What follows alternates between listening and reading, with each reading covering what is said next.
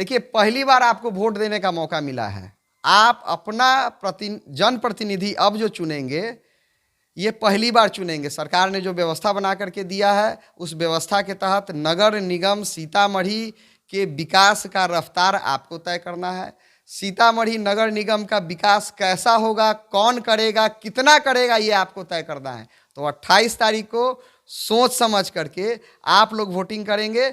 मैं आप सभी लोगों के बीच में और आपके हर एक समस्या को मैंने अपना कर्तव्य मानते हुए मैंने अपना उसको उठाने का प्रयास किया है। तो मैं मजदूरी के तौर पर वो वोट मैं आपसे मांग रहा हूं कि आप हमारे 23वें क्रमांक मुर्गा छाप पर वोट दें और मुझे यह मौका दें कि मैं काम कर करके सीतामढ़ी की जो आवाज़ है, ये सीतामढ़ी की जो बात है, मैं इसको पूरे विश्व के पटल पर लेकर चल सकूं।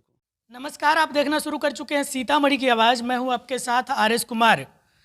हमारे साथ मेयर प्रत्याशी विशाल कुमार है। इनका एक स्लोगन आप लोग खासा देख रहे होंगे, सोशल मीडिया पे लगातार वायरल हो रहा है कि मुर्गा बांग लगाएगा, भ्रष्टाचार मिटाएगा।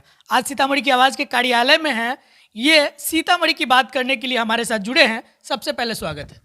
धन्यवाद सीतामढ़ी की आवाज़ के पूरे टीम को, और आपके माध्यम से मैं सीतामढ़ी नगर निगम के सभी मतदाता बंधुओं को, यहाँ के युवाओं को, माताओं को, बहनों को और वैसे वोटर जो बिल्कुल नए पहली बार वोटिंग दे रहे हैं, आप सभी को नमस्ते। आज आपका तो एजेंडा ही है सीतामढ़ी की बात करने का।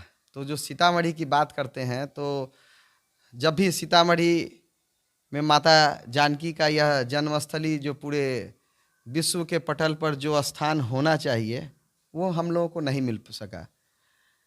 कारण में जाने से ज़्यादा ज़रूरी है यह भी इस बात को भी समझना कि यह जिला बनने के बाद यहाँ की जो व्यवस्थाएं बनी और उस व्यवस्था के जो हमारे लोग यहाँ आए, उन लोगों ने आम जनता को सिर्फ छलने का काम किया। जैसे कि ये नगर परिषद बना, अगर नगर परिषद के लोगों ने ईमानदारी पूर्वक काम किया होता तो आज यह दुर्गति नहीं होती कि हमारा आधा शहर बारिश में डूब जाता है। कोट बाजार का इलाका डूब जाता है, रघुनाथपुरी का इलाका डूब जाता है, एक्सचेंज रोड का इलाका डूब जाता है, प्रताप नगर का इलाका डूब जाता है। ये अगर इस स्थिति में शहर को बसाया गया तो वो सारे लोग जवाबदेह हैं जिन लोगों की यह जवाबदेही थी कि शहर को ढंग से बसाया जाता। सारे लोग जवाबदेह हैं जिन्होंने यहाँ के लिए जो सुख सुविधा के नाम पर सबको छलने का, ठगने का, लूटने का काम किया है। कि जो ज़मीन कचरा रखने के काम में आया था, वो कचरा रखने के लिए ज़मीन नहीं खरीदा गया था, वो ज़मीन खरीदा गया था कि सीतामढ़ी का जितना भी वेस्टेज यहाँ से निकलेगा उसको वहाँ ले जा करके बाइफरकेट कर करके और फिर उसका एक कंपोस्ट बना करके यहाँ के किसानों को में बांटना था। तो हुआ तो कुछ नहीं, सिर्फ उन लोगों ने सिर्फ ठगने का ही काम किया है। अब यह सीतामढ़ी नगर निगम पहली बार बना है, तो पहले तो जैसे तैसे वोटिंग होता था, जैसे तैसे लोग नेपाल जाते थे और जैसे तैसे उन लोगों की सरकार चलती थी। लेकिन अब तो ऐसा कुछ नहीं है। 1,64,000 से अधिक वोटर हैं। हमारा 46 वार्ड है, पुराने 28 वार्ड और डुमरा के 11 वार्ड के अलावा हमारे पंचायत इसमें आके जुड़े हैं। उन लोगों के आँखों में सीतामढ़ी के लिए जो सपना है, उस सपना को मैं पूरा करूँगा।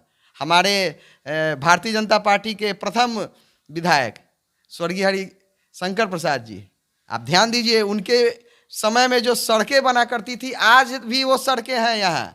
हम लोग वो देखे हुए हैं, हम लोग भी कार्यकर्ता हैं। मैं काम उस तरीके का करके दूंगा और मैं भरोसा दिलाता हूँ नए वोटर को भी, महिलाओं को भी, हमारे एक एक मतदाता को कि जिन लोगों ने आपको अब तक ठगा है उन लोगों को जवाब आप दीजिएगा 28 तारीख को ईवीएम पर विशाल कुमार के मुर्गा छाप पर बटन दबाकर। मैं फिर बताता हूँ, यह मुर्गा जगाने वाला है, मुर्गा बांग लगाएगा और भ्रष्टाचार मिटाएगा। कुछ कॉमन सवाल तो हम लोगों का सब प्रत्याशी होता है कि भैया यहाँ के जल जमाव की समस्या वो कब निपटारा होगा, जाम की समस्या उसका निपटारा कब करेंगे आप लोग। तीसरा सवाल होता है शिक्षा, स्वास्थ्य, तमाम चीज़ें हैं। तमाम चीज़ों का जवाब आप कैसे देंगे? विजन के साथ।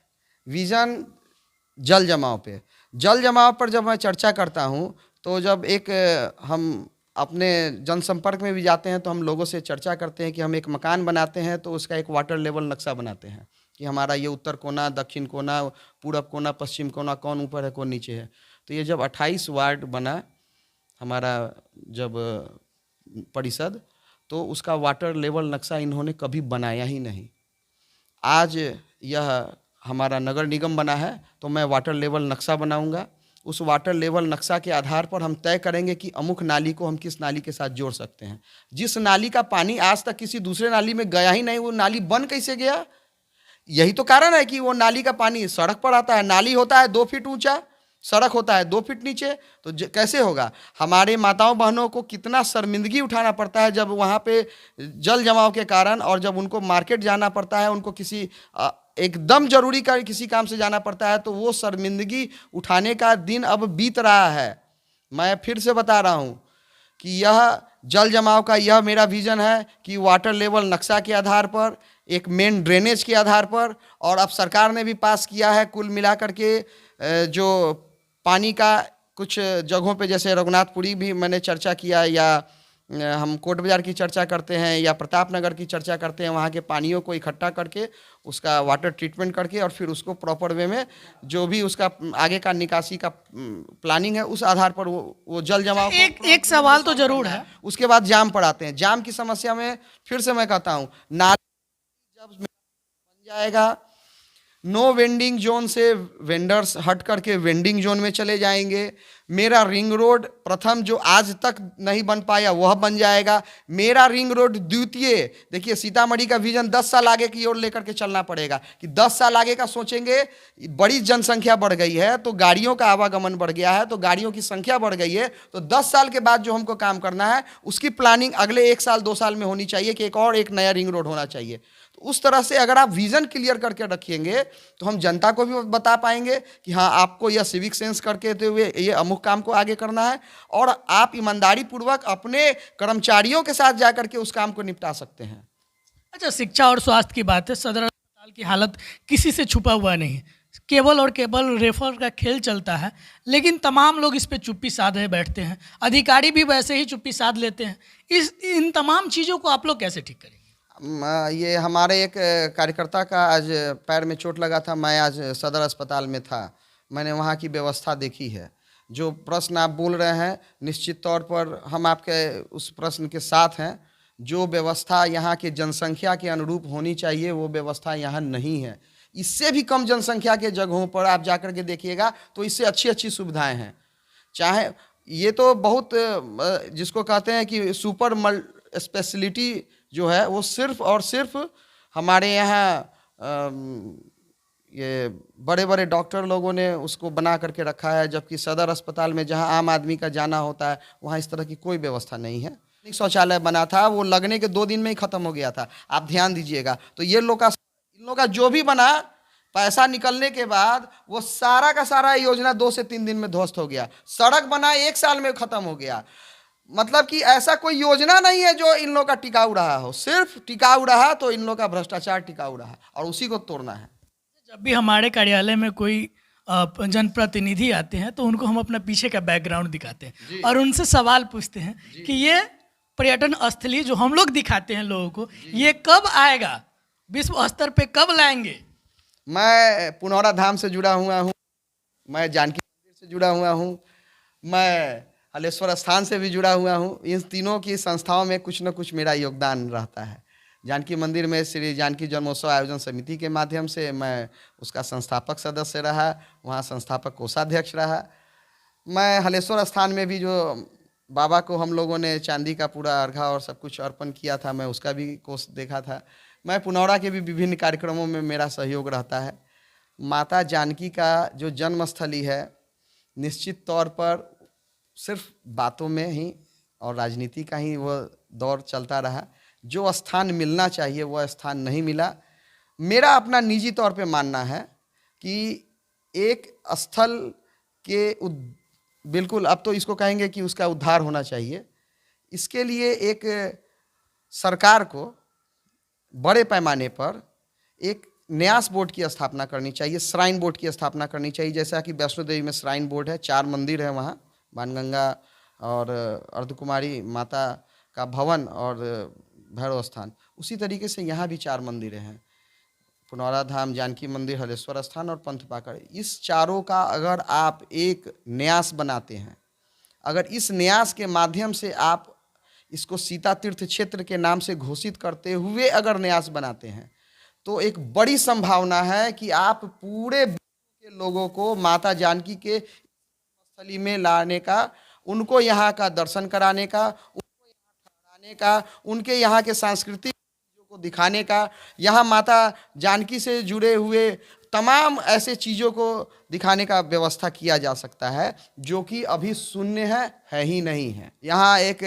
रामनवमी का मेला हुआ करता था, विवाह पंचमी का मेला हुआ करता था। हमारे बिल्कुल अभी जो वोटर हैं उनको मैं जानकारी देना चाहता हूँ, आप अपने घर में जाकर उसकी चर्चा कीजिएगा। ये सरकारी व्यवस्थाएं हुआ करती थी, इसकी बाकायदा इसका उद्घाटन हुआ करता था, बड़े बड़े जनप्रतिनिधि और बड़े बड़े लोग आकर के यहाँ पर माता जानकी का गुणगान गाया करते थे। सारी व्यवस्थाएं ध्वस्त हो गई। सीतामढ़ी की बात के तमाम निचोड़ों को एक साथ अगर रखें तो विशाल कुमार अगले 5 साल में उनका 5 विजन क्या होगा, ये बताइए।